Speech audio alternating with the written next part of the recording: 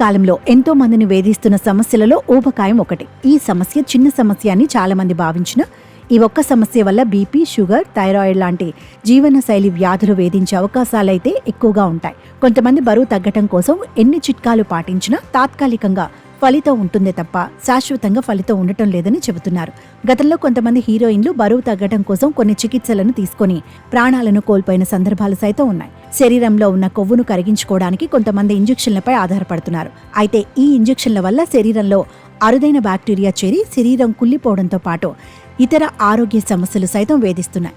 కొవ్వు ఇంజెక్షన్లు తీసుకుంటే బరువు తగ్గుతారో లేదో చెప్పలేం, కానీ ఈ ఇంజెక్షన్ల వల్ల శరీరంలో మైక్రో బ్యాక్టీరియం అబిసస్ అనే బ్యాక్టీరియా వల్ల శరీరంలోని చాలా భాగాల్లో భరించలేని నొప్పితో ఉన్న పుండ్లు ఏర్పడ్డాయని sweet suit model fitness influencer అయిన బ్రిట్రీస్ ఒక సందర్భంలో చెప్పుకొచ్చారు.